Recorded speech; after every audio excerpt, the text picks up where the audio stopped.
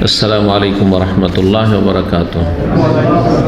إن الحمد لله نحمده ونستعينه ونستغفره ونعوذ بالله من شرور أنفسنا ومن سيئات أعمالنا. من يهده الله فلا مضل له ومن يضلل فلا هادي له. وأشهد أن لا إله إلا الله وحده لا شريك له وأشهد أن محمدا عبده ورسوله صلى الله تعالى عليه وعلى آله وصحبه وسلم تسليما كثيرا. أما بعد،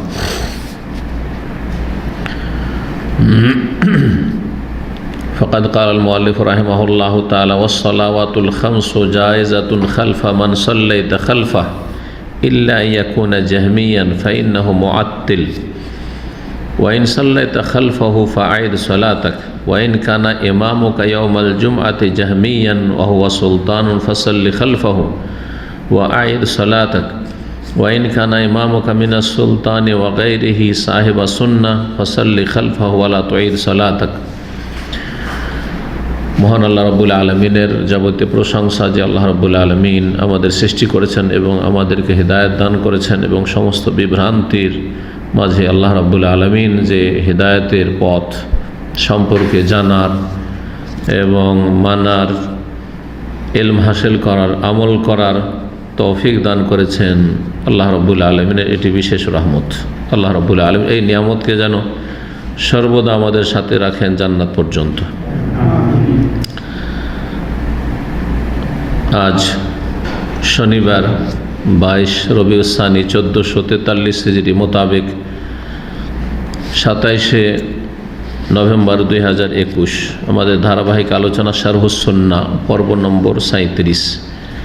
ইমাম বারবাহারি রহমতুল্লাহ আলাইহির আকিদা এবং মানহাজের ওপর কিতাব শারহুস সুন্নাহ। এতে আকিদার সাথে সাথে বেশ কিছু ফিকহি মাসাইলও মাঝে মধ্যে এসে থাকে, যেমন এর আগে বলেছি আলোচনায়।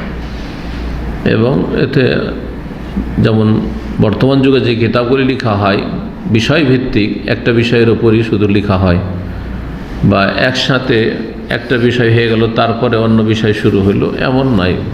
যেহেতু প্রাচীন যুগের কিতাব, পুরাতন কিতাব, 4th শতাব্দী, যার ফলে এতে একটি বিষয় বিভিন্ন জায়গায় ছড়িয়ে ছিটিয়ে আছে, আবার একটি বিষয়ের পরে আরেকটি বিষয় চলে আসছে, এমন যে আগেরটির সাথে পরেরটির কোনো সম্পর্ক নেই। পুরাতন কিতাবগুলি ঠিক এইরকম তরতিব এখনকার যুগের মতো না। যেমন এখনকার যুগে যেভাবে তরতিব দেওয়া হচ্ছে মানুষের সুবিধার্থে, সুবিধা এতে যে এক জায়গায় একটা বিষয় পুরোপুরি পেয়ে গেলেন। তো এখানে লেখক রহমতুল্লাহ আলাই কার পেছনে সালাত জায়েজ, কার পেছনে সালাত জায়েজ নয়, মানে কার ইমামতিতে সালাত আদায় করা জায়েজ আর কার ইমামতি জায়েজ নয়, এই বিষয়টি আলোচনা করেছেন। বলছেন ওয়াসসালাওয়াতুল খামসু জায়েজাতুন খালফা মান সাল্লাইতা খালফা, 5 ওয়াক্ত সালাত আদায় করা জায়েজ যার পিছনে তুমি সালাত আদায় করবে তার পিছনে, মানে মুসলিম হলেই হলো। যে কোনো মুসলিমের পেছনে সালাত আদায় করা জায়েজ যার পেছনে তুমি সালাত আদায় করছো, এখানে বসবাস করেন, স্থায়ী অস্থায়ী। আর আসল হচ্ছে যে একজন মুসলিম ইমাম, আর তার সম্পর্কে আপনার নেগেটিভ পজিটিভ কিছু জানা নেই, কিছুই জানা নেই ধরেন। আসল হচ্ছে যে সে মুসলিম, যতক্ষণ পর্যন্ত তার সম্পর্কে বড় কোনো আকিদার সমস্যা জানা নেই, তাহলে আসল ধরে নিতে হবে কি, যে সে মুসলিম, তার পেছনে সালাত জায়েজ। তো যার পেছনে সালাত তুমি আদায় করছো তার পেছনে 5 ওয়াক্ত সালাত আদায় করা জায়েজ, এই কথা বলছেন। তবে ইল্লা ইয়াকুনা জাহমিয়ান, তবে সে যদি জাহমি হয়, জাহমিয়া আকিদার লোক হয়। জাহমি বা জাহমিয়া, জাহমি একজনকে বলা হয়, আর আল জাহমিয়া মানে এমন একটা ফিরকা যে আকিদা জাহম বিন সাফওয়ানের ভ্রান্ত আকিদায়, কুফরি আকিদায় বিশ্বাসী আল্লাহ রাব্বুল আলামিনের আসমা সিফাত সম্পর্কে। যারা এই পাক্কা জাহমি, তার আল্লাহ রাব্বুল আলামিনের নাম গুণাবলী সবগুলিকে অস্বীকার করেছে। তারা মুআত্তিলা, অর্থাৎ তারা আল্লাহ রাব্বুল আলামিনের নাম এবং সিফাত যেগুলি সমস্ত কিছুকে নিষ্ক্রিয় করে দিয়েছে। তাতিল মনে হচ্ছে নিষ্ক্রিয় করে দাও, অস্বীকার করা। সেই যুগে জাহমিয়ার খুব প্রভাব ছিল, মানে জাহমি ফিরকার খুব প্রভাব ছিল, যার ফলে যেই যুগে যেই ফিতনা বেশি থাকে সেই ফিতনা সম্পর্কে সেই আলোচনাই করা হয়, বক্তব্যে হোক অথবা লিখনিতে হোক, স্বাভাবিক তাই না? যেখানে যেরকম রোগ থাকবে সেই রকমের সেখানে ওষুধ দিতে হবে। এখন বর্তমান যুগে যেসব ফিতনা বেশি মাথা চাড়া দিয়ে আছে ইসলামের নামে, সেগুলি সম্পর্কে জাতিকে সতর্ক করা বেশি জরুরি। 70-80 বছর আগে তো তবলিগের ফিতনা ছিল না, তাই না? তাহলে তখন তবলিগের কথা আলোচনা আসবে না। 80 বছর আগে যেসব কিতাবাদি লেখা হয়েছে তাতে তবলিগ জামাত সম্পর্কে কোনো বা যারা সেই যুগে আলোচনা করেছেন, জাতির সংস্কার সংশোধন করে, তারা তবলিগ জামাতের গুমরাহি সম্পর্কে আলোচনা করেননি। কারণ তবলিগ জামাতের এই বিভ্রান্তি চিল্লার ধর্ম ছিল না, স্বপ্নের ধর্ম ছিল না। এরকম জামাত ইসলামী আর ইখওয়ানি এরাও 70-80 বছর, 60-70 বছর তার আগে ছিল না। কিন্তু খাওয়ারিজ ছিল, খাওয়ারিজদের কথা আলোচনা আছে, কিন্তু এই জামাত ইখওয়ানিদের কথা নেই, তাদের বিভ্রান্তির কথা।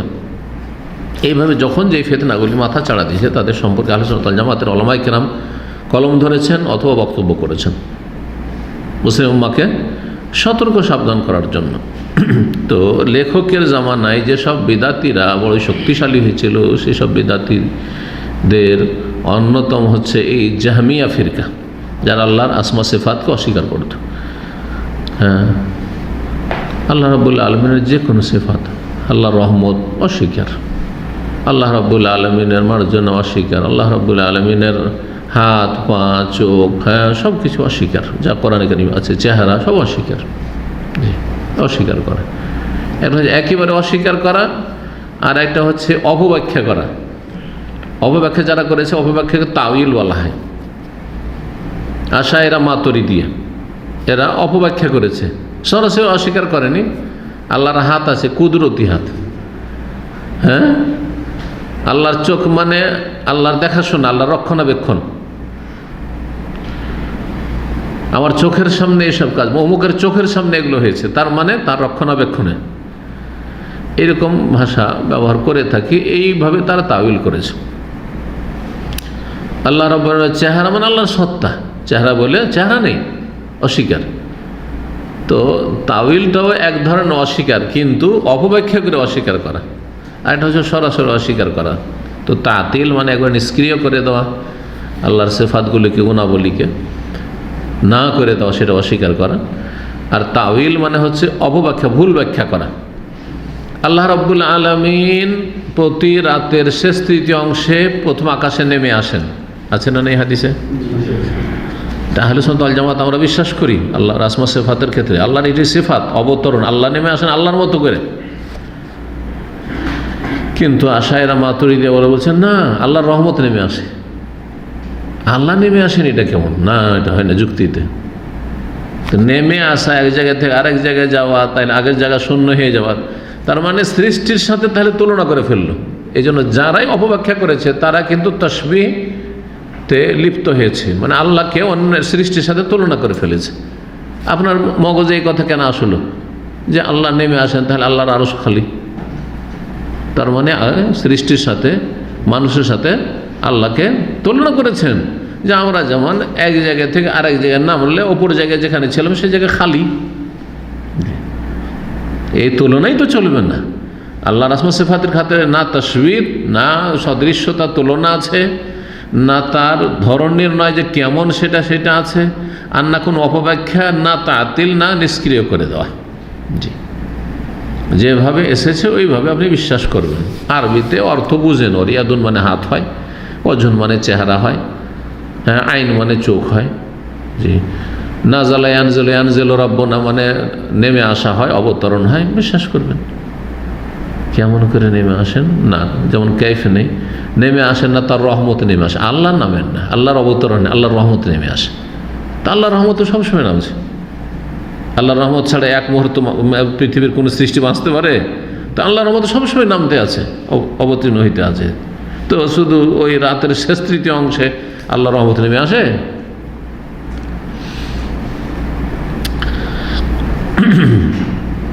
বিভিন্ন ফিরকা আল্লাহর আসমা সিফাতের ক্ষেত্রে গুমরা হয়েছে, মুতাজিলা গুমরা হয়েছে, আশায়রা মাতুরিদি তো বললাম, এইভাবে অনেক ফিরকে মুশাব্বিহা। একদল যেমন অস্বীকার করেছে, তার একবারে পুরোপুরি বিপরীত হচ্ছে মুশাব্বিহা বা মুজাসসিমা। না, আল্লাহর সব কিছু আছে আর সৃষ্টির সাথে পুরো তুলনা। কোরআন হাদিসে যে শব্দগুলি নেই সেগুলো তারা মানে, আল্লাহর দেহ, হাত পা সাথে যেগুলো আছে সেগুলো নাই, সেগুলো মুজাসসিমা, দেহবাদী তারা, আল্লাহর দেহতে বিশ্বাসী। এটাও কুফর। যেমন অস্বীকার করা কুফর, যেসব গুণগুলি আল্লাহর এসেছে ঠিক তেমনি আপনি মানুষের সাথে তুলনা করে এমন করে তাসবিহ দিয়ে তুলনা করলেন যে মানুষের যেমন চেহারা আছে তার মানে মাথা আছে, হ্যাঁ, নাক আছে, হ্যাঁ, মুখ আছে ইত্যাদি, দাঁত আছে, এমন সবই যদি বলেন তাহলে আপনিও কুফরি করলেন, কারণ কোরআন হাদিসেতে এইসব কথা নেই, আপনি দেহবাদী। জি, মধ্যম পন্থা হচ্ছে যে ইসবাত মা আসবাতাহুল্লাহ ওয়া আসবাতাহু রাসূলুল্লাহ সাল্লাল্লাহু আলাইহি ওয়াসাল্লাম, সেটাকে আপনি হ্যাঁ করবেন যেটা আল্লাহ এবং তার রাসূল হ্যাঁ করেছেন, এটা আছে, যেটা নেই সেটা বলবেন না, সে সম্পর্কে জানি না, আমাদেরকে বলা হয়নি। আল্লাহ শোনেন, কোরআন হাদিসে আছে না নেই? কত আয়াত আছে, আল্লাহু সামিউন আলিম, কিন্তু মানুষ শুনে কি দিয়ে? কান দিয়ে। কেউ যদি আল্লাহর কান আছে, আল্লাহ শোনেন তো আল্লাহর কান আছে, বলছেন না, বলা যাবে না, দেহবাদী আপনি, কুফরি কথা বললেন আপনি। আল্লাহ শোনেন, হ্যাঁ শোনেন, কেমন করে শোনেন আল্লাহ ভালো জানেন। কিন্তু যখন চেহারার কথা আসে বলে হ্যাঁ চেহারা আছে, কারণ আল্লাহ চেহারার কথা বলেছে ওয়ায়াবকা ওয়াজহু রাব্বিকা কুল্লু শাইইন হালিকুন ইল্লা ওয়াজহা, ওয়াজহুন আছে, ইয়াদুন আছে, দুই হাতের কথা বরং আছে, ইয়াদাহু মাবসুতাতান আছে। তো বলছেন লেখক, জাহমিদের পিছনে সালাত আদায় করবে না, ফাইন মুআত্তিল। তাহলে জাহমিরা যেহেতু এমন আকীদার ক্ষেত্রে বিভ্রান্ত হয়েছে যারা কুফরি করেছে, মানে এমন আকীদার গুমরাহি যেটা কুফরি পর্যন্ত পৌঁছায়, এমনটা যদি হয় তাদের পিছনে সালাত পড়া জায়েজ নয়। এই কায়দাটা আমাদেরকে জেনে নিতে হবে। সুতরাং এই ফর্মুলাতে যতগুলি পড়বে, এই ফর্মুলাতে যখন দেখব তখন দেখবো যারা বেরেলভি বর্তমান যুগে, রেজভি, যারা মাজার পূজারী, সুফি, তাদের কুফরিয়া শিরকি আকীদা আছে। অলিয়া গৌস কুতুব, তারা অসাধারণ ক্ষমতা রাখে, তারা দিতে পারে, তারা মরে না, হ্যাঁ, ইত্যাদি, আল্লাহ রাব্বুল আলামিন তাদেরকে অসাধারণ ক্ষমতা দিয়ে রেখেছেন ইত্যাদি। তো এগুলো হচ্ছে কুফর। সুতরাং তাদের পিছনে সালাত জায়েজ নয়, বেরেলভিদের পিছনে, শিয়াদের পিছনে সালাত জায়েজ নয়, কাদিয়ানীদের পিছনে সালাত জায়েজ নয়, কেন? এরা কুফরি আকীদাতে আছে, শিরকি আকীদাতে আছে। পক্ষান্তরে যখন আসবে দেওবন্দি তবলিগীদের কথা, যখন আসবে জামাতি ইখওয়ানীদের কথা, বলি হ্যাঁ এদের মধ্যে বেদাত আছে, গুমরাহি আছে, কিন্তু সেগুলো কুফরি পর্যন্ত পৌঁছায় না। সুতরাং তাদের পেছনে সালাত জায়েজ, কিন্তু অপছন্দনীয়। যদি তার চাইতে ভালো পান তাহলে আপনি এরকম বেদাতিগুলোকে ইমাম বানাবেন না। আপনার মসজিদ, আপনারা যারা মসজিদ বানিয়েছেন কোরআন সুন্নাহর অনুসারী, আর একটা বেদাতিকে মসজিদে ইমাম বানাবেন, সে তবলিগীকে বা দেওবন্দিকে অথবা জামাতিকে না, বানাবেন না, কারণ অপছন্দনীয়। কিন্তু ইমাম হয়ে আছে অলরেডি, সরকারের পক্ষ থেকে হোক অথবা তাদেরই মসজিদ, আর আপনি সেখানে গিয়েছেন, সালাত আদায় করবেন তাদের পিছনে। তো তাই বলছেন জাহমি যদি হয় ফাহিন মুআত্তিল, তারা নিষ্ক্রিয়কারী, আল্লাহর সিফাতগুলোকে নিষ্ক্রিয় করে দিয়েছে, আল্লাহর কিছু নেই। সুতরাং তারা কুফরি আকীদাতে রয়েছে, তাদের পিছনে সালাত হবে না। ওয়াইন সাল্লাত খালফাহু, যদি কোনো জাহমির পিছনে বড় কুফরি আকীদায় বিশ্বাসী তাদের পিছনে সালাত আদায় করে নাও, ফাআইদ সালাতাকা, তাহলে তোমার সালাত পুনরায় আদায় করো। সালাতকে দোহরান, আপনি আবার পড়েন, ওই সালাত হবে না।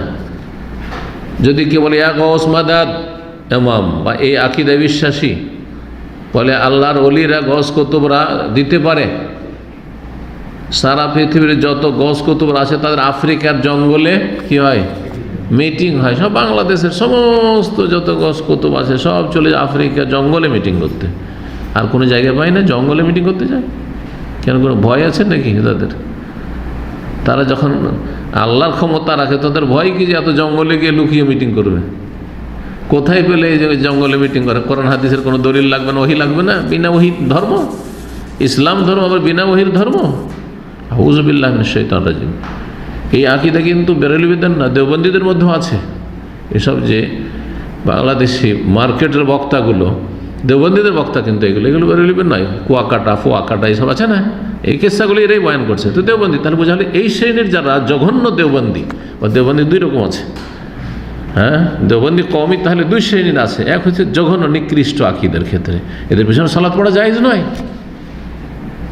কারণ সুফি আকীদায়, কুফরি আকীদায়, হুলুলের আকীদায় যারা বলে হোসেন মানসুর হাল্লাজ আনাল হক, আমি আল্লাহ বলে আল্লাহর ওলি হয়েছে সে, মানে সে বলছে আমি আল্লাহ, আল্লাহ আর আল্লাহর মধ্যে সে কি হয়ে গেছে, বিলীন হয়ে গেছে। এই আকীদা বিশ্বাসী, তারা কুফরি আকীদা বিশ্বাসী, তাদের পেছনে সালাত পড়া জায়েজ নয়। তো এখান থেকে স্পষ্ট হয় তাহলে সব দেওবন্দি, সব কওমির পিছনেও সালাত পড়া জায়েজ নয়। দেখতে হবে এরকম কুফরি আকীদা বলছে নাকি। কিন্তু অনেকে আছে কোরআন হাদিসের এলেম রাখে, ভালো জ্ঞান রাখে, বলেছে না না এগুলো কথা ভ্রান্ত আকীদা, এগুলো ঠিক নয়। কিন্তু আকাবেরদের বুজুর্গদের মহব্বত আছে, মহব্বত ছাড়তে পারে না। ওদের মধ্যে আবার বুজুর্গদের অন্ধভক্তি আছে। ওয়াইন কানে ইমামুকা ইয়াউমাল জুমাতে জাহমিয়ান, বলছে তোমার জুমার দিনের ইমাম যদি কোনো জাহমি হয়, মানে কুফরি আকীদার লোক। জুমা মসজিদ আপনার বাড়ির পাশে, আপনাদের কিন্তু এগুলো তিক্ত অভিজ্ঞতা, কারণ আপনারা বিভিন্ন এলাকা, গ্রাম থেকে বা অঞ্চল থেকে যে সঠিক আকীদা এসেছেন আলহামদুলিল্লাহ, আল্লাহর রহমতের, সৌদি আরবে এই যে দাওয়াতি কার্যক্রম থেকে উপকৃত হয়ে এলেম শিখে, এলাকাতে কোথাও আহলে হাদিস মসজিদ নেই, সহি আকীদার মসজিদ নেই।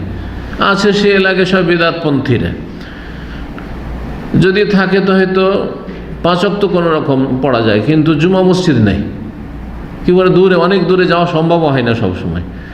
তো বলছেন যে যদি তোমার ইমাম জুমার দিনের জাহমি আকীদার হয়, মানে কুফরি আকীদার হয়, জাহমিরা কুফরি আকীদা বিশ্বাসী, এইরকম কুফরি আকীদার, এমন সুফি যাদের কুফরি আকীদা আছে, তাহলে কি করবে? দেখতে হবে যে যার পিছনে সালাত আদায় করছো সে সরকারি কোনো ক্ষমতা রাখে নাকি, মানে সরকারের প্রতিনিধি নাকি, মানে এমপি, হ্যাঁ, এসপি, ডিসি, সরকারের লোক। তাদের পিছনে, তোমাদের পিছনে সালাত পড়বো না, তাহলে আপনার বেঁচে থাকা মুশকিল করে দেবে দেশে, তাই না? জঙ্গি তকমা লাগিয়ে দেবে আপনার উপর। তো বলছেন যে ওয়াহুয়া সুলতান, সে যদি শাসক হয়, সে সরাসরি শাসক, বড় শাসক অথবা শাসকের প্রতিনিধি, প্রতি ডিস্ট্রিক্টের, প্রতি অঞ্চলের। ফাসাল্লে খালফাহ, তাহলে তার অনিষ্ট থেকে বাঁচার জন্য তার পিছনে সালাত পড়ে নাও, জুমা পড়ে নাও।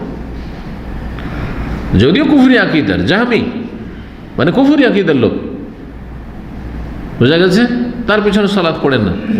ও আইদ সালাত, কিন্তু তোমার সালাত হয়নি, অনিষ্ট থেকে রক্ষা পাওয়ার জন্য তার সাথে জামাতে সালাতটা পড়ে নাও, যাতে তোমার পরিবারে অনিষ্ট না করতে পারে, ক্ষতি না করতে পারে।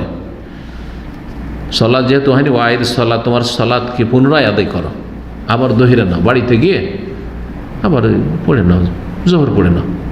জুমা তো আর ডবল পড়া যাবে না, আর একা হয় না, সুতরাং জোহর পড়ে নিবে। তো যদি কেউ এরকম হয় ইচ্ছা করে অথবা ভুলবশত এমন বেদাতির পিছনে সালাত পড়েছে বা এমন নাস্তিকের পিছনে সালাত পড়েছে যে কুফরি আকীদায় রয়েছে, তার পিছনে সালাত হয়নি, তাহলে পুনরায় ওই সালাতটি পড়ে নেন।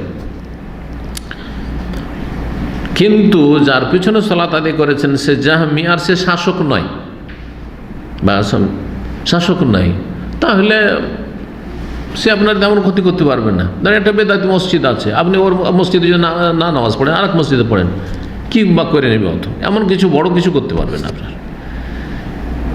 এতটুকু যে আপনাকে শত্রুর নজরে দেখবে, হ্যাঁ, খারাপ নজরে দেখবে, আপনার সমালোচনা হবে ইত্যাদি, তো এতটুকু তো কষ্ট করতে হবে দিন পালনের জন্য।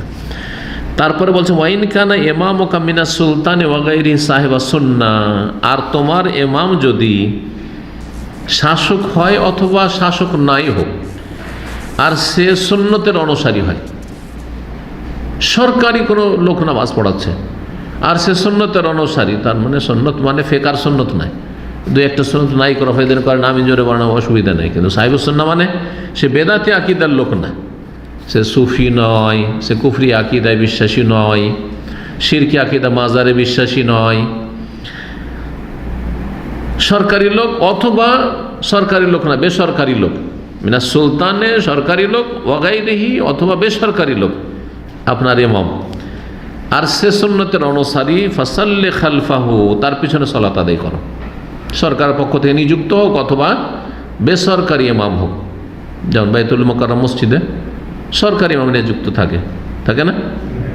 যদি দেখা যায় সরকারের পক্ষ থেকে ইমাম নিযুক্ত রয়েছে তাহলে তো সেখানে আপনি বাধ্য সালাত আদায় করতে।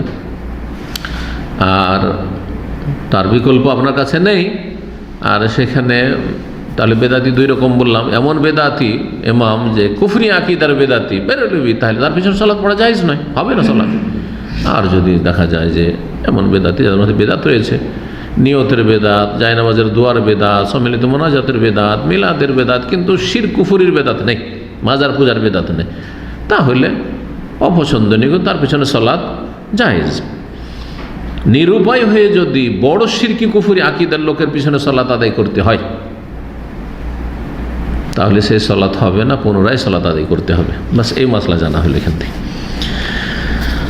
সুন্নতের অনুসারীর পিছনে সালাত পড়লে তার পিছনে পড়ে নাও, ফাসাল্লি খালফাহু ওয়ালা তুঈদ সালাতাকা, আর তোমার সালাতকে পুনরায় আদায় করতে হবে না, মানে দোহরাতে হবে না। এই একটি বিষয় হয়ে গেল।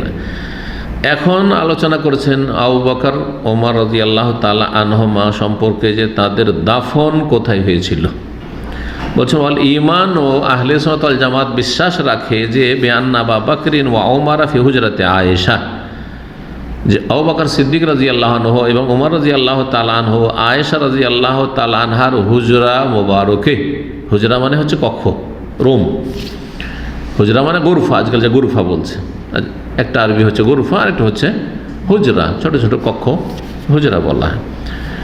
মা আয়েশা রাদিয়াল্লাহু তাআলা আনহার যে কক্ষটি ছিল যেখানে তিনি বাস করতেন, সেখানেই আবু বকর সিদ্দিক এবং ওমর ফারুক রাদিয়াল্লাহু তাআলা আনহুমার কবর রয়েছে। মা রাসূলুল্লাহ সাল্লাল্লাহু আলাইহি ওয়াসাল্লাম, রাসূলুল্লাহ সাল্লাল্লাহু আলাইহি ওয়াসাল্লামের সাথে এই তিনজনের কবর রয়েছে, সেখানে তিনজনের কবর রয়েছে। আর চতুর্থ কোনো জায়গা খালি নেই, যেমন বেদাতীদের কথা যে এখানে আর একটা কবরের জায়গা খালি আছে, সেখানে ইমাম না ঈসা আলাইহিস সালাম, ঈসা আলাইহিস সালাম যখন মারা যান তাকে দাফন করা হবে, এমন কোনো সহিহ বর্ণনা নেই।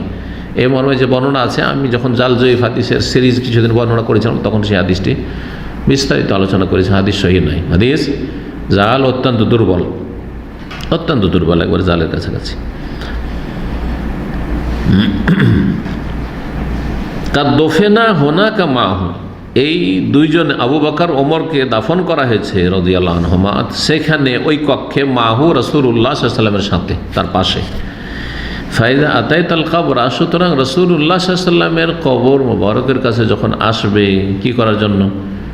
সালাম দেওয়ার জন্য, তার সাথে আবু বকর ওমর রাদিয়াল্লাহু তাআলা আনহুমার ওপরও সালাম করবে অবশ্যই। জীবিত থাকলে সালাম করতেন না? জীবিত সাধারণ মানুষকে সালাম করছেন, হ্যাঁ, একজন সাধারণ মানুষের সাথে সালাম করার জন্য এগিয়ে আসছেন, ছুটে আসছেন। আর যদি একজন আলেম হয়তো আরও বেশি ছুটে আসছেন, তাহলে কোথায় আবু বকর সিদ্দিক, কোথায় ওমর? তারা ইন্তেকালের পরও তাদের হক হচ্ছে যে যখন আপনি মদিনা চলে যাবেন, মদিনা গিয়েছেন, কাছাকাছি চলে গেছেন, তখন সালাম করে নেন, সালাম করে নেন। সালাম করা ওয়াজিব নয়, যে মদিনা গেলে যতবার যাবেন আপনাকে যেতেই হবে সালাম করা, এটা ওয়াজিব নয়, কিন্তু এটা ওয়াজিব নয়। কিন্তু যখন রাসূলুল্লাহ সাল্লাল্লাহু আলাইহি ওয়াসাল্লামের উপর সালাম করলেন, তখন আপনি কক্ষের কাছে চলে গেছেন, এই কথাটি এখানে বলছেন। নবী সাল্লাল্লাহু আলাইহি ওয়াসাল্লামকে সালাম করলেন, তখন অবশ্যই আবু বকর ওমরকেও সালাম করবেন, তখন ওয়াজিব, তখন ওয়াজিব। তো লেখকের কথাটি এই ক্ষেত্রে প্রযোজ্য, মানে একই রুমে তিনজন যদি জীবিত মানুষ আমরা থাকি, আর একজনের সাথে সালাম করেন আর দুজনের সাথে না করেন, তো এটা শোভা পায়? খারাপ লাগবে না? যাদের করলেন না তাদের খারাপ লাগবে, আর অন্যরা যারা দেখবে দর্শক তাদেরকেও খারাপ লাগবে। আপনি দুর্ব্যবহার করলেন যেন বাকি দুজনের সাথে, আর দুজন শেখ বসে আছেন, যদি আমার সাথে শুধু মোসাফা করেন বা অন্যদের সাথে আমার সাথে না করেন, তো আপনার সাথে যতই ভালো খাতির থাকে একটা ভুল ধারণা আপনার সম্পর্ক হয়ে যাবে, অথবা আপনার সাথে একটা খারাপ বৈরিতে চলে আসবে, স্বাভাবিক। শয়তান সুযোগ নেবে সেইখানে, দুর্ব্যবহার, এটা ভালো ব্যবহার হইল না। ঠিক ওই রকমই ইন্তেকাল পরেও বুঝতে হবে যে একই জায়গায় একই কক্ষে নবী সাল্লাল্লাহু আলাইহি ওয়াসাল্লামের সাথে দুইজন, সুতরাং তিনজনকে সালাম করবেন। বলছেন ফাইজা আতাতাল কবরা, যখন কবরের কাছে আসবেন, নবী সাল্লাল্লাহু আলাইহি ওয়াসাল্লাম কবরের কাছে, ফাতাসলিমু আলাইহিমা ওয়াজিবুন বাদা রাসূলিল্লাহ সাল্লাল্লাহু আলাইহি ওয়াসাল্লামের উপর সালাম করার পরে আবু বকর এবং ওমর উভয়ের উপর সালাম করা ওয়াজিব, যখন চলে এসছেন কবরের কাছে তখন। কিন্তু মদিনা গেলে অধিকাংশ মানুষ কিন্তু এটাই মনে করে, মদিনা গেলেই আরে মদিনা আসলাম, মসজিদ নববীতে নামাজ পড়লাম, এখানে থাকলাম একদিন দুই দিন, আর গেলাম না বাবুসাল্লাম দিয়ে ঢুকে সালাম করলাম না রাসূলুল্লাহ সাল্লাল্লাহু আলাইহি ওয়াসাল্লামকে, এটা কেমন হলো? আপনি দূর থেকে দরুদ পড়তে পারবেন না, সবচেয়ে ভালো অবস্থায় দরুদ ও সালাম পেশ করছেন সালাতের ভিতরে। একজন মানুষ সালাত অবস্থায় আল্লাহর সাথে মোনাজাত করেছে, চুপি সারে কথা হচ্ছে, সেই সময় আল্লাহ ফরজ করছেন যে আমার রাসূল সাল্লাল্লাহু আলাইহি ওয়াসাল্লামের সালাত ও সালাম পেশ করো। আত্তাহিয়াতুতে আসসালামু আলাইকা আইয়ুহান নবী ওয়া রাহমাতুল্লাহি ওয়া বারাকাতুহু, আসসালামু আলাইকা, সালাম হলো, রাহমাতুল্লাহ আল্লাহর রহমত হলো, ওয়া বারাকাতুহু বরকত হলো। সালাম রহমত বরকত চাইলেন, আত্তাহিয়াত তাশাহুদ হয়ে গেল। তারপরে আল্লাহ যেহেতু কোরআনে সলাতের কথা বলে, সাল্লু আলাইহি ওয়া সাল্লিমু তাসলিমা, সলাত পেশ করবেন। সাহাবীর এটাই জিজ্ঞাসা করি, ইয়া রাসূলুল্লাহ আমাদেরকে তো শিখিয়ে দিয়েছেন, শিখে নিয়েছি যে কেমন করে সালাম পেশ করতে হবে, মানে তার আগে তাশাহুদ শেখানো হয়ে গেছিল কিন্তু দুরুদ শেখানো হয়নি, সলাতে ইব্রাহিমী দুরুদ ইব্রাহিমী শেখানো হয়নি। বলছে ফাকাইফা নুসাল্লি আলাইহি, কেমন করে সলাত পেশ করব? তখন বলে কুলু, তোমরা বলো আল্লাহুম্মা সাল্লি আলা মুহাম্মদ ওয়া আলা আলি মুহাম্মদ কামা সাল্লাইতা আলা ইব্রাহিম ওয়া আলা আলি ইব্রাহিম ইন্নাকা হামিদুম মাজিদ, আল্লাহুম্মা বারিক আলা মুহাম্মদ ওয়া আলা আলি মুহাম্মদ কামা বারাকতা আলা ইব্রাহিম ওয়া আলা আলি ইব্রাহিম ইন্নাকা হামিদুম মাজিদ। তো আপনার বাইরে ওখানে গিয়ে সালাম করা আর সালাতের ভিতরে এটা ওর চেয়ে বেশি গুরুত্বপূর্ণ, তো করছেন তো।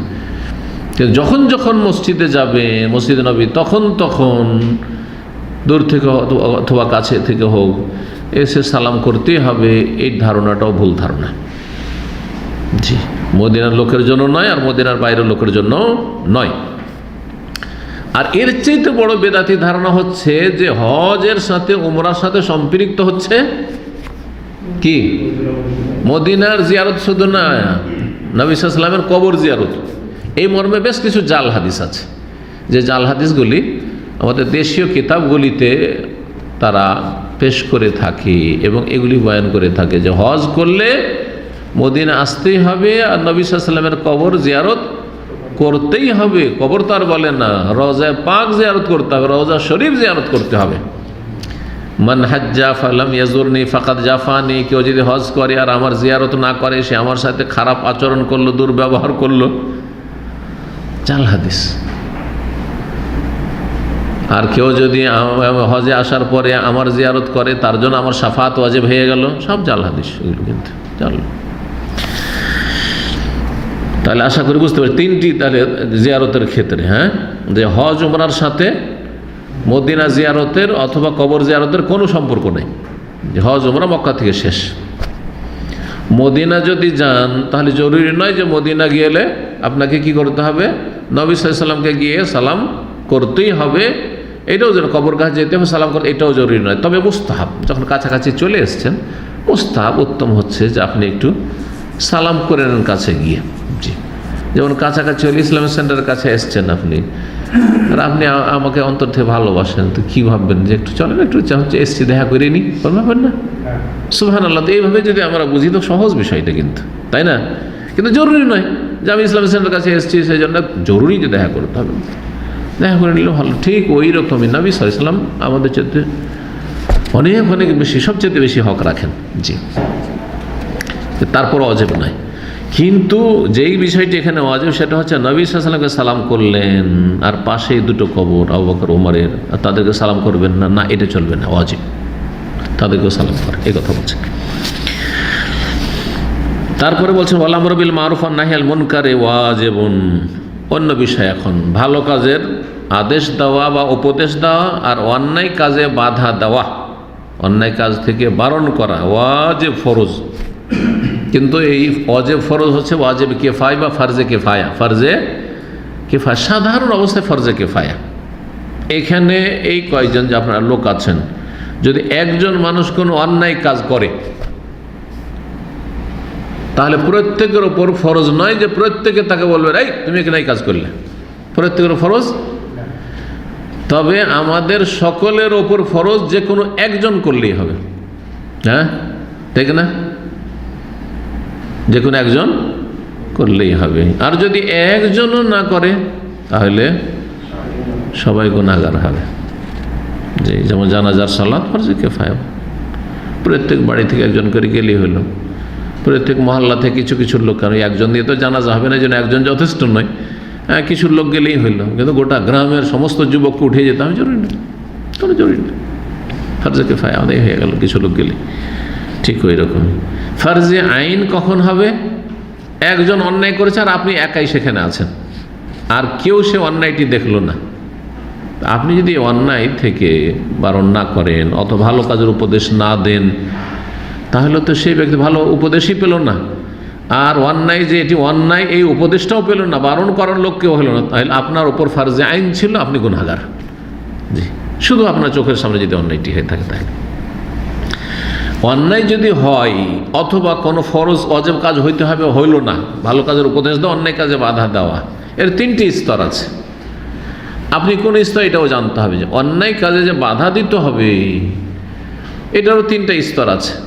একটা হচ্ছে হ্যাঁ কি দিয়ে বল প্রয়োগ করা, হাত দ্বারা মানে বল প্রয়োগ করে, নয় যে হাতই লাগাইতে হবে, বল প্রয়োগ করা, যে বল হইতে পারে, অনেক সময় হাত না লাগিয়েও বল প্রয়োগ হইতে পারে।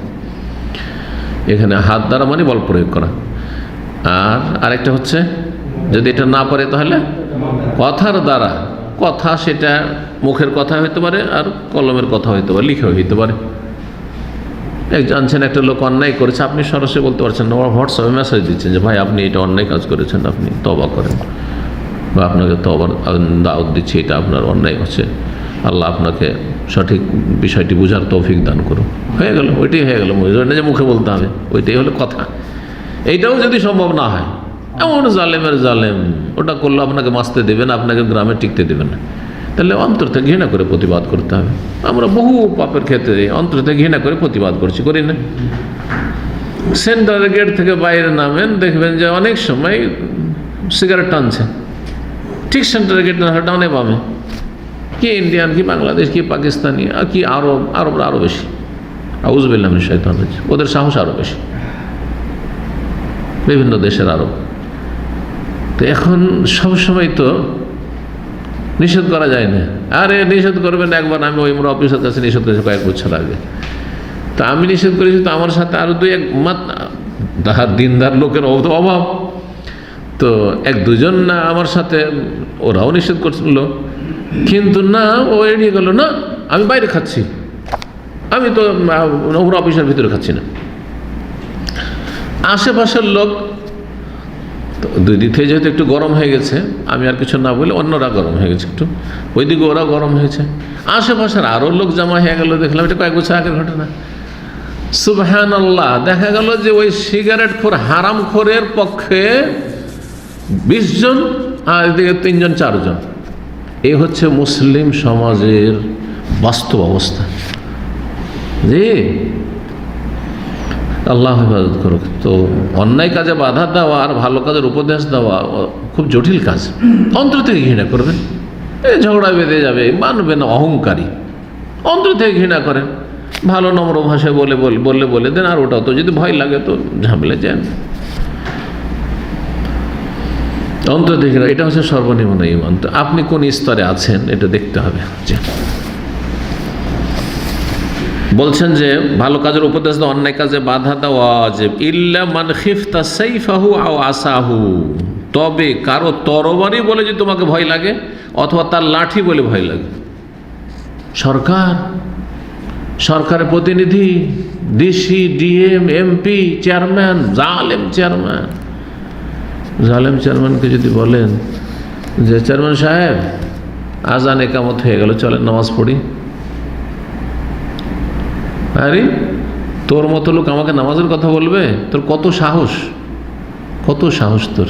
আমি নামাজ পড়বো না পড়বো এটা আমার পার্সোনাল ব্যাপার, বলেন আমাদের। কারণ এটা হচ্ছে সেকুলারিজম, ধর্ম নিরপেক্ষতা এইটাই, যে নামাজ পড়াটা আমার ব্যাপার, তোমার বলার কি অধিকার আছে? না, ওটাই না, এটা ইসলাম নয়। সে সেকুলারিজমকে স্বীকার করুক আর অস্বীকার করুক, কিন্তু সেকুলারিজমে লিপ্ত আছে সে, ধর্ম নিরপেক্ষতে বিশ্বাসী সে। আমার পার্সোনাল ব্যাপার এটা। আমি রোজা রাখবো না খাবো সেটা আমার ব্যাপার, আমি নামাজ পড়বো না আমার ব্যাপার, আমি পর্দা করবো না করবো তোমার বলার কি আছে? এটা সেকুলারিজম, ধর্ম নিরপেক্ষতা। অবশ্যই বলার আছে আমার। তুমি মুসলিম সমাজে বাস করা, অশ্লীলতা ছড়া, বেহায়া বেপরদায় বাড়াবে, কত পুরুষকে ফেতনায় ফেলবে, আর তোমার মতো বেহায়া বেপরদা মহিলাকে দেখে কত মহিলা বেহায়া বেপরদা হয়ে যাবে দেখা দেখি। বুঝা গেছে? এটা নয়, সমষ্টিগত ব্যাপার, এটা ব্যক্তিগত ব্যাপার নয়। কিন্তু এই কথাগুলি মানে কে? জাতিতে মুসলিম, শুধু নামে মুসলিম, ধর্মনিরপেক্ষতা বিশ্বাসী, বলুক আর নাই বলুক মুখে। কারো যদি তরবারি বলে ভয় লাগে, লাঠি বলে ভয় লাগে, জেল জুলুম অত্যাচার বলে ভয় লাগে, ইসলাম বলছে না যে তুমি মানে এইরকম রিস্ক নাও, না, জরুরি নয় তোমার জন্য। বলতে যে অন্তর থেকে ঘৃণা করো, অন্তর থেকে ঘৃণা করো। ঘৃণা অনেক সময় প্রকাশ করা যায় না, ঘৃণা মানে যে প্রকাশ করতে হবে এটাও জরুরি নয়। একটা লোক ধূমপান করছে, তো ঘৃণা প্রকাশ করা মানে ওর কাছে দাঁড়াবেন না। ধূমপান করছে, ওর কাছে দাঁড়ায়েন না, ওর সাথে কথা বলিয়েন না, ওকে সালাম দিয়েন না, এতটা তো ঠিক আছে। কিন্তু এই নয় যে ওখানে ওকে বলতে ছি ছি ছি ছি, না তো আপনি তো এমন কিছু করলেন, ওটা না করে তো আপনি ভালো ভাষাতে বলতে পারতেন না যে ভাই, যেমন আমি একবার এইখানে বাকালাতে এখানে বাংলাদেশি সিগারেটের প্যাকেট কিনছে, এখন যদি বলে সিগারেট হারাম আর ও চেনে না আমাকে, তখন তো অনেক আগে, 10-15 বছর আগের কথা বলছি, কি 18 বছর হয়ে যাচ্ছে প্রথম দিকে এখানে, তো ও তো আমাকে চিনে না, আমাদের কি মূল্যায়ন করবে, তাই না? আর অনেক সময় চিনলেও শয়তান কিন্তু অহংকারী বানিয়ে দেয় ওকে। যদি অন্যায় বাধা দেন, মানুষের বদস্বভাব হচ্ছে যে কোনো অন্যায় কাজে যদি বাধা দেন, তো শয়তান ওর মধ্যে তখন সওয়ার হয়ে যায়, ওর উপর সওয়ার হয়ে যায়। তো ওকে আমি একটু হেকমত অবলম্বন করে বললাম যে ভাই, আপনার এই সিগারেট কিন্তু মাসে কত টাকা খরচ হয়? বলছে আরে হুজুর আর বলিয়েন না। কত টাকা? তা আমি মানে জানতে চাইছি কত টাকা। ধরেন 100-150 রিয়াল, 100-150 রিয়াল সিগারেটে। তাই আমি বললাম যে 100-150 রিয়ালে যদি আপনি আপেল খান, অরেঞ্জ খান, তো আপনার শরীর কত উপকার হয়। যে কথা ঠিকই। কি বলছে ওকে? যে কথা তো ঠিকই আপনার। বলছে আপনি যদি নাই খান, আপনি যুবক মানুষ, যে আমি খাবো না, অরেঞ্জ খাবো না, আমি আপেল খাবো না, তা আপনার বুড়ো বাপ মা আছে, যদি ওদেরকে, দেশে মানুষ বিছানায় অসুস্থ হয়ে না পড়লে আপেল নসিবে হয় না, আর অরেঞ্জ নসিবে হয় না। কে খায় আর কে খাওয়ায়? কথা বোঝা গেছে? আর কার জুটে? ওইটা লোক আছে এরকম যে ডেলি আরব দেশের মতো ফ্রুট খায়। তাই বললাম যে আপনার আব্বা আম্মাকে যদি আপনি 50টা রিয়াল মাসে পাঠিয়ে দিতেন, যে আব্বা এটা দিয়ে আপনি দুধ খেন, এটা দিয়ে আপনি অরেঞ্জ খেন, তো এটা দিয়ে আপনি ওই আপেল খেন, তো কত না নেকি হইতো, কত না ভালো কাজ হইতো, আপনার সওয়াবের কাজ হইতো, আল্লাহ আপনার উপর কত যে মানে রহমত বরকত নাজিল করতো দুনিয়া আখিরাত। বলছে যে হুজুর আপনার কথাগুলি ঠিকই, কিন্তু আমাদের বদ অভ্যাস হয়ে গেছে। কি হয়েছে? বদ অভ্যাস হয়ে গেছে। একজন এরকম আরব ক্যাপ্টেন আমার সামনে, ক্যাপ্টেন তো আমার সামনে সিগারেট ধরিয়েছে। চিন্তা করলাম যে আমি কিছুই বলবো না, আর তো কেমন কথা হইল, তো তর্জমা করতে গেছি অনুবাদ, দাওয়েত ক্যাপ্টেন। তো আমি বললাম যে মদিনার লোক, আমাকে খুব চেনে। তা আমি বললাম যে এই যে সিগারেট খাচ্ছেন, এটা আপনার শরীরের জন্য উপকারী না অপকারী? এটাও একটা হেকমত। এখন ওকে যদি হারাম বলতাম, মিনগাল হারাম হাজা মাকরু, কিন্তু কে বললো হারাম? মাকরু বলে দিত। কারণ যারা খায় তার মাকরু তো করবে। জর্দা খায় আমাদের হুজুরেরা, বড় বড় হুজুর দেওবন্দি বেরোলে, সেই জন্য মাকরু, তখন এরও মাকরু বলবে। তা আমি তো ওইটা বলে কাজ হবে না, যেখানে যেমন সে আপনাদেরকে বলবো হারাম, কিন্তু একটা যে বদভ্যাস যার সিগারেট খাওয়া আর জর্দা খাওয়া, ওকে তো সরাসরি হারাম বলে লাভ নেই। ওকে বললে আপনার জন্য উপকারী না অপকারী?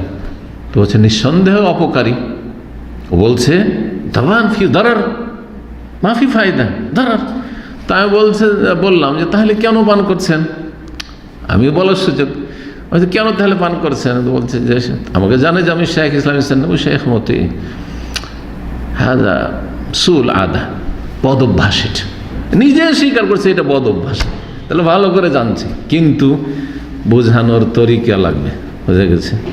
তো বোঝানোর তরিকা থাকলে বলেন কথার দ্বারা, আর না হলে অন্তর থেকে ঘৃণা করে প্রতিবাদ করেন।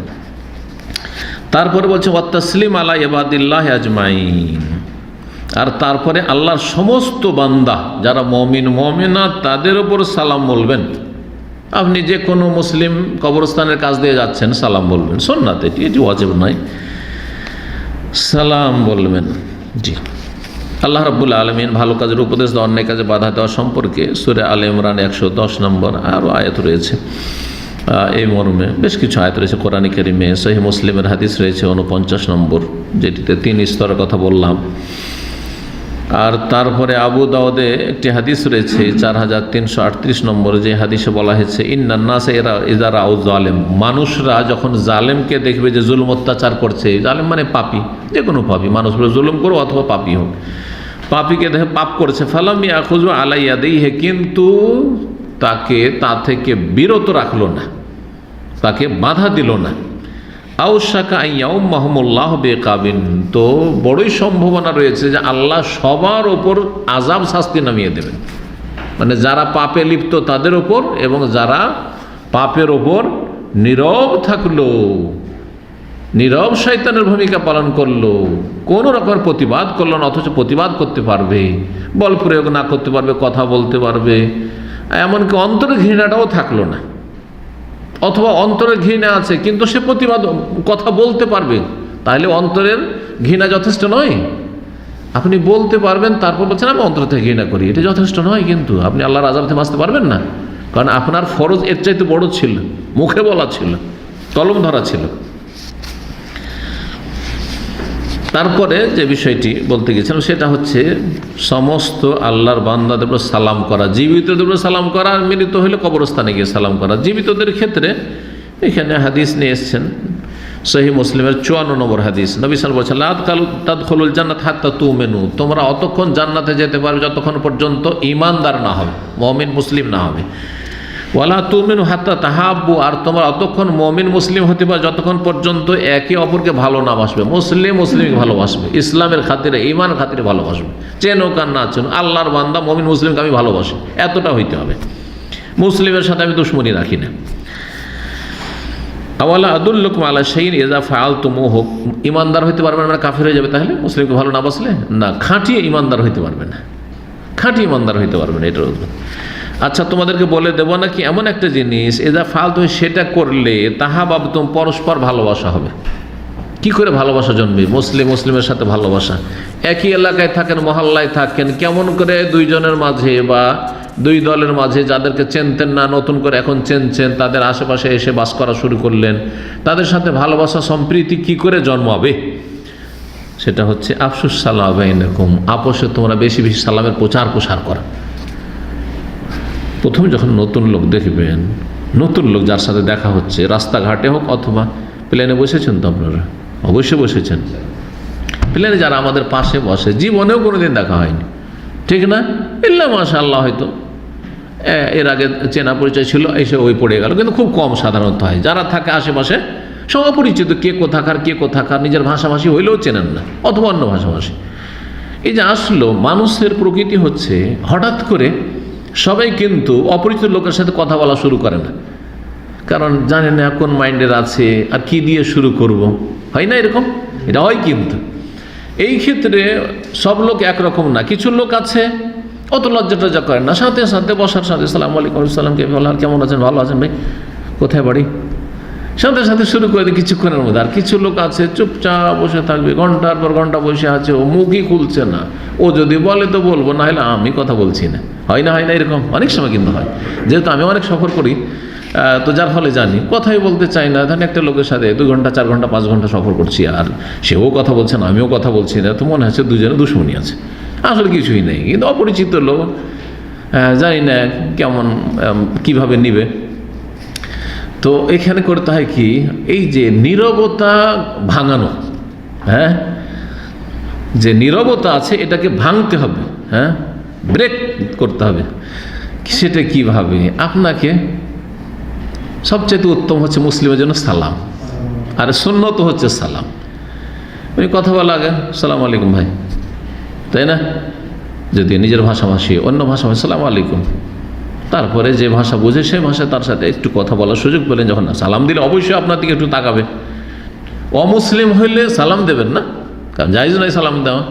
তখন অন্য ভাষা দিয়ে শুরু করবেন। হ্যাঁ, গুড মর্নিং দিয়ে শুরু করলেন, গুড ইভিনিং দিয়ে শুরু করলেন, হ্যাঁ, তারপরে কেমন আছেন ইত্যাদি ইত্যাদি, এইভাবে আর কি, তাই না? তখন গল্প শুরু হবে। যখন গল্প শুরু হয়ে যাবে তখন আর বন্ধ হবে না, ঠিক না? এটা হচ্ছে মানুষের কিন্তু স্বভাব। তো সালাম দিলে ভালোবাসা জন্মে। ওই 5 ঘন্টা সফর করছেন এখান থেকে ঢাকা, পাশাপাশি বসে থাকলেন, আপনিও কথা বলেন না, সেও কথা বলেন, এইভাবে যদি চলে যায়, সালামটাও দিলেন না, তাহলে এইভাবেই অপরিচিত থেকে যাবেন। আপনাকে সেও ভালোবাসবে না আর আপনিও তাকে ভালোবাসবেন, ভালোবাসা জন্মিবে না। কিন্তু হতে পারে যে 5 ঘন্টার সফরে এমন গল্প, মধুর গল্পতে মেতে গেলেন, মজে গেলেন, যে দুজনে এত ভালোবাসা হয়ে গেল। ভাই আমার বাড়ি ঢাকাতে, আপনার বাড়ি তো অনেক দূর যেতে হবে, ভাই আমার বাড়িতে থাকেন, আপনি চলেন, দুটো খাওয়া দাওয়া করে যাবেন, ছাড়বেন আপনাকে। হতে পারে না? পারে না? এই যে তাহাবাবতুম, এমন একটা জিনিস বাতলে দেবো, এমন একটা বিষয় বলে দেবো, এটা যদি করো আপোষে ভালোবাসা জন্মিবে। সেটা হচ্ছে আফসুস সালাম, বেশি বেশি সালাম করো। সালাম করলে ভালোবাসবে মানুষ। তারপরে বলছেন অমাত তারাকা সলাত আল জুমআতে, কেউ যদি জুমার সলাত ছেড়ে দেয়, ওয়াল জামাত ফিল মসজিদে, মসজিদে জামাতে হাজির হওয়া ছেড়ে দেয়, জুমাতেও যায় না জামাতেও যায় না, এইরকম লোককেও বলে যদি নামাজ নাই পড়ে তাহলে তো কাফের সঠিক মতে। কিন্তু বলছে যে না, নামাজ পড়ি কোথায়? বলছে বাড়িতে নামাজ পড়ি, আমি বাসাতে পড়ি, আমি রুমে পড়ি। আছে না অনেকে? অনেকে আছে, এখানেও আছে, দেশেও আছে অনেকে। নামাজ হয়তো ছাড়ে না, কিন্তু ফজরে তাড়াতাড়ি উঠলো আর ওই রুমে পড়ে শুয়ে গেল, করে অনেকে এরকম। জি, কাজের সময় জোহরের বেলা এদিকে পাকশাক চুলা জ্বালিয়ে দিয়েছে, পাকশাক শুরু করে দিয়ে বলছে রুমে জোহর পড়ি। কত লোক এরকম দেখা যাচ্ছে। আচ্ছা, জি, টাইমটাকে কাজে লাগে এইভাবে। জামাতে যায় না, জামাতেও যায় না আর জুমাও যায় না। এই দুটো মুসলিমের জন্য অত্যন্ত জরুরি, মুসলিম পরিচয়ের জন্য, যাতে আশেপাশের লোকেরা, মহল্লার লোকেরা জানতে পারে যে আপনি মুসলিম। হ্যাঁ, জামাতেও হাজির হন আর জুমাতেও হাজির হন। আর যে জুমাতে যায় না তাকে কি করেছেন? ওই যে সে মুসলিম না মুসলিম চেনাই মুশকিল। তো বিনা ওজরে বলছেন যে ফিল মসজিদে মিন গায়রি ওজরিন, বিনা ওজরে যেই ব্যক্তি জুমার সালাত ছেড়ে দিল আর মসজিদে জামাত ছেড়ে দিল, ফাহুয়া মুবতাদি, সেই ব্যক্তি বেদাতি এবং দল গুমরাহ, পথভ্রষ্ট, ফাসিক। আর বেদাতি ফাসিক, বেদাতি। বেদাতি একটা দিক হচ্ছে যে হয়তো সে নাজায়েজ মনে করছে ইমামের পিছনে নামাজ পড়া, তাহলে বেদাতি আকীদা আছে সেই জন্য। যেমন ইন্ডিয়া, বাংলাদেশ, পাকিস্তান থেকে অনেকে আসে যারা মনে করে যে সৌদি আরব ইমামদের পিছনে ওরা ওয়াহাবি নামাজ পড়া জায়েজ নয়। কি জন্য জায়েজ নয় বলে? বেদাতি সে, মুবতাদি, জুমাতে যায় না জামাতে যায় না। দেখেছেন হারামে অনেক বেদাতিরা আছে, বিশেষ করে শিয়ারা। ইন্ডিয়া পাকিস্তানের বোহরা শিয়া আছে একরকম, দেখাবেন তাদের বিশেষ ওই সাদার উপরে গোল্ডেনের নকশা থাকে, টুপি, বোহরা, এগুলো বিজনেস মানে এরা। তো এই খবিসগুলো আসে যখনই জামাত শুরু হয় মসজিদে হারাম, মসজিদ নবীর, তখন তারা সুরসুর করে বেরিয়ে চলে যায়। ইরানি শিয়ারা আসে যখনই জামাত শুরু হয় তখনই এরা মসজিদে বেরিয়ে চলে যায়। বেরলভি, ভারত, বাংলাদেশ, পাকিস্তান থেকে বেরলভি মোল্লারা আসে বা বেরলভি কট্টরপন্থীরা আসে, আসার পরে তারা একা একা হারামে নামাজ পড়ে, কিন্তু একা একা পড়ে, জামাতে পড়ে না। আর জামাতটা হোটেলে পড়ে, যে ফরজ নামাজটা হোটেলে পড়ে। বলছে যে ওয়াহাবির পিছনে নামাজ হবে না। সুবহানাল্লাহ, কাবার ইমামের পিছনে নামাজ হবে না, মসজিদ নবীর ইমামের পিছনে নামাজ হবে না। তাহলে তারা কি? বেদাতি, মুবতাদি। কারণ সে ধর্মীয় চেতনার এই কাজ করছে। আর যদি বেনামাজি হয় বা অলস হয়, সেই জন্য সে আসে না মসজিদে নামাজ পড়তে, বাসাতে নামাজ পড়ে, তাহলে সে ফাসিক, সে গুমরাহ। বেদাতিও গুমরাহ আর সেও গুমরাহ, কিন্তু গুমরাহির ধরনটা ভিন্ন ভিন্ন। ওজোর কি বললো? যে বিনা ওজোর। তাহলে ওজোর যদি থাকে তো জুমাও ছাড়া যাবে, আর ওজোর থাকলে জামাত ছাড়া যাবে। যেমন করোনা যখন মহামারী মানে খুব বেশি ছিল, তখন আমরা মসজিদ বন্ধ থেকেছি বা মসজিদ খোলা থাকলেও জুমা ছিল না, জামাত ছিল না ইত্যাদি ছিল না, বা যাওয়া ঝুঁকিপূর্ণ ছিল অনেকের জন্য, অনেকে অসুস্থ ক্রনিক রোগ রয়েছে, সুতরাং তাদের জন্য ঝুঁকি বেশি। তো ওজোরটা কি, যে ওজোরে জুমা ছাড়তে পারেন আর জামাত ছাড়তে পারেন। কামার আজেন, যেমন অসুস্থতা, এমন অসুস্থ যে মসজিদ যেতে পারছেন না। কেমন অসুস্থতা হইতে হবে? মাথার ব্যথা, একটু সর্দি জ্বর? না না, বলছে লা তাকাত লাহু বিল খুরুজ ইলাল মসজিদ, এমন অসুস্থ যে মসজিদে যাওয়ার ক্ষমতা নেই, মসজিদে যাওয়ার ক্ষমতা নেই। জরুরি নয় যে তাকে হুইল চেয়ারে করে নিয়ে গিয়ে মসজিদে বসে জামাতে নামাজ পড়াইতে হবে। এটা হুইল চেয়ারে যারা চলতে পারে আর হুইল চেয়ারে এসে নামাজ পড়ছে মসজিদে, তারা সেটা ওয়াজিব নয়, ফরজ নয় তাদের উপর জামাত। কিন্তু জি হ্যাঁ, অনেকে আবার মোটা, সেই জন্য হয়তো চলতে কষ্ট হচ্ছে, সেটা আলাদা কথা। কিন্তু যদি এমন হয় যে একদম অচল মানুষ, তাহলে তারপরে জামাত ফরজ নাই, জামাত ওয়াজিব নয়। জি, মসজিদে আসতে পারবে না, সে আসতে সক্ষম নয়। আও খাউফি মিন সুলতানিন জালেম, অথবা জালেম শাসকের ভয়। এমন জালেম শাসক তাকে মোস্ট ওয়ান্টেড করে রেখেছে, যেখানে পাও ধরো, অথচ বেচারা নিরীহ মানুষ, নির্দোষী মানুষ, আমাখাতে জঙ্গির অপবাদ দিয়ে দিচ্ছে, লুকিয়ে আছে। তার জন্য জুমা ছাড়া যায়, আর জামাত ছাড়াও যায়, জুমা ছাড়া যায় আর জামাত ছাড়া যায়।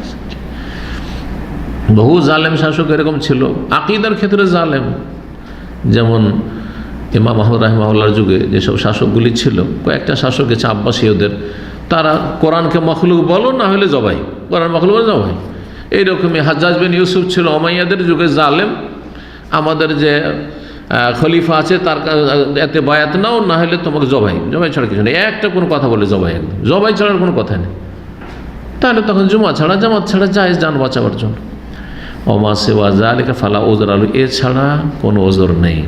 তবে এছাড়া ওজর আছে। এখানে কি বললো? ভয়, জালেমের ভয়, চোর ডাকাতের ভয়। জালেম মানে শুধু শাসক নয়, চোর ডাকাতের ভয়। অনেক পয়সাওয়ালা মানুষ আছে যার নিরাপত্তার ব্যাপার স্যাপার আছে, এর সাথে গেলে অসুবিধা। দুশ্মন আশেপাশে অনেক আছে, জানের দুশ্মন, হুমকি দিয়ে রেখেছে, ফজরে গেলে অসুবিধা, দিন দুপুরে ঠিক আছে যেতে পারবে হয়তো। অথবা অনেক টাকা পয়সা, এক সময় ছিল এরকম, দেশে খুব ডাকাতি পড়তো। সৌদি আরব থেকে গেলে টাকা পয়সা নিয়ে গেছেন, মুশকিল, বাড়ি গেট খোলা যাবে না, মাগরিব পরে বা এসব অন্ধকার হলে আর গেট খোলা যাবে না ফজর পর্যন্ত, তাহলে আপনি যেতে পারছেন না, হতে পারে। তারপরে ঝড় তুফান, এমন ঝড় তুফান যে আপনি মসজিদ যেতে পারছেন না, যাই যাচ্ছেন ঝড় তুফান, বৃষ্টির সময় যাই যাচ্ছে, যখন বৃষ্টি, আপনি বাসায় নামাজ, আল্লাহ সাল্লু ফির রেহাল, বাড়িতে নামাজ পড়েন, নবী সাল্লাল্লাহু আলাইহি ওয়াসাল্লাম মুয়াজ্জিনকে ঘোষণা দিতে বলেছেন। আচ্ছা, এরকম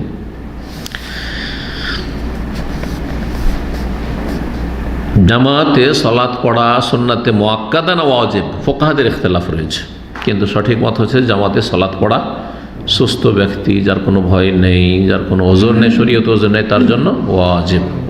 জি, শেষ পয়েন্ট একটি, ওমান সাল্লাহ খালফা ইমামিন ফালাম ইয়াক্তাদি বিহি ফালা সালাতা লাহু। ছোট্ট একটি মাসলা, কেউ যদি কোনো ইমামের পেছনে সালাত আদায় করে, ইমামের পেছনে আপনি দাঁড়িয়েছেন নামাজ পড়ার জন্য, কিন্তু তার ইক্তেদা করলেন বা নিয়ত করলেন না যে আমি তার অনুসরণ করছি, আপনি স্বাধীন, মনে মনে আমি আলাদা নামাজ পড়ছি, শুধু এমনি ইমামের পিছনে কাতারে দাঁড়িয়েছেন, ফালা সালাত, তাহলে তার সালাত হবে না, তার সালাত হবে না, এই কথা বলছেন। জি, এখানে আজকের আলোচনা শেষ করছি। ওয়া সাল্লাল্লাহু আলা নবিয়িনা মুহাম্মদ ওয়া আলা আলিহি ওয়া সাহবিহি আজমাইন।